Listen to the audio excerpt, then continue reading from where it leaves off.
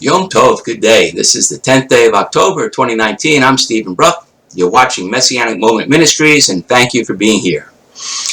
One of my oldest, dearest, and closest friends discovered she was Jewish on her mother's side. This was a family secret that had been one since her mother was a child in Germany. She was born just before Hitler's rise to power began. Her family converted and changed their name, which is what many Jewish families actually did during the late 1930s and early 1940s to protect themselves. And having a desire to know her Jewish roots better, she recently told me she's going to attend services at a local synagogue, which she explained to me is a secular Jewish synagogue.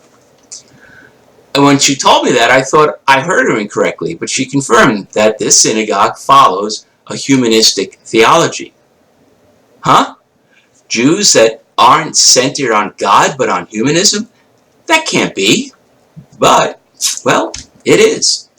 I looked up and I found Wikipedia talks about secular Judaism. Here's what they say. According to historian Shmuel Feiner, the onset of modernism in the 17th and 18th centuries witnessed the appearance in Europe of Jewish communities who rejected the religious norms and discipline demanded by the rabbinical elite, and whose identities as Jews were increasingly separate from beliefs and practices from the Torah or the commandments.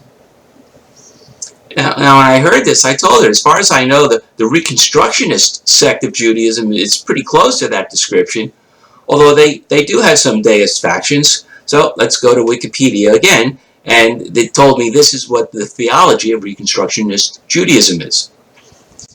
Most classical Reconstructionist Jews, those agreeing with Kaplan, who originated it, reject traditional forms of theism, though this is by no means universal. Many Reconstructionist Jews are deists, but the movement also includes Jews who hold Kabbalistic, pantheistic, or panentheistic views of God, and some Jews who believe in the concept of a personal God.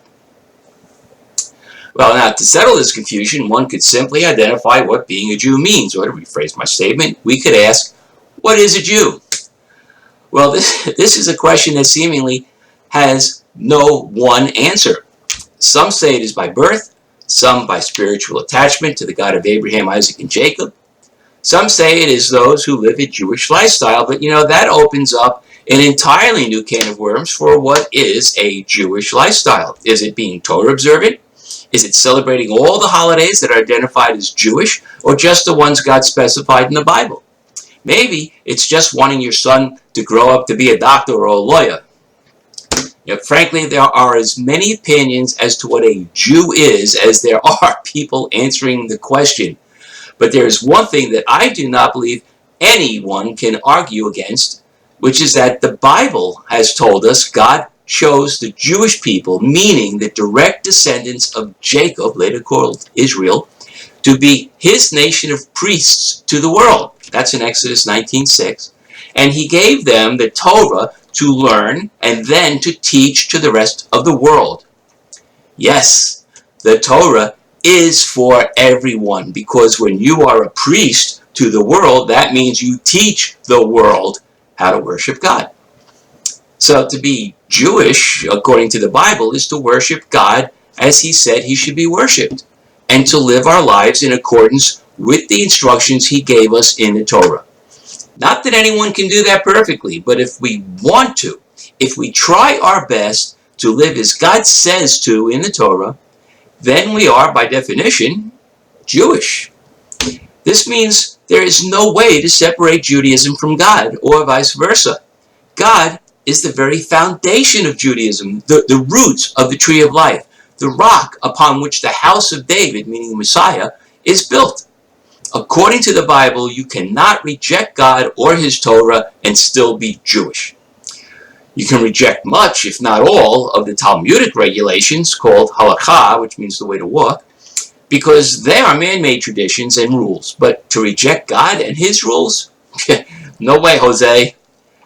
Judaism has been identified as a religion for thousands of years, but when God told Moses how we are to worship him and treat each other, it wasn't a religion.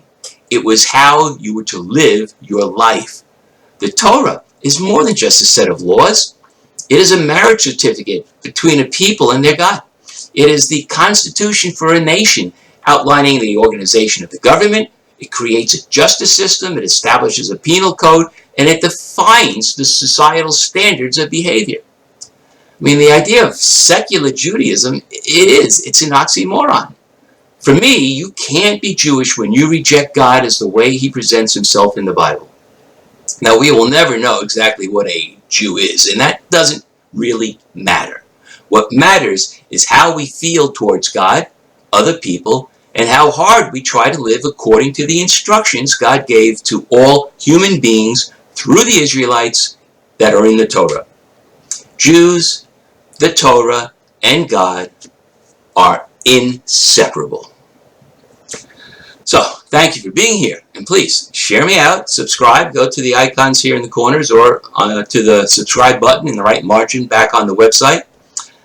Please like my Facebook page, it's Messianic Moment, and buy my books. You can find them on the website. I appreciate your comments and I welcome them. Just be nice, okay? So, that's that for today. Until next time, Lehitrot and Baruch Hashem.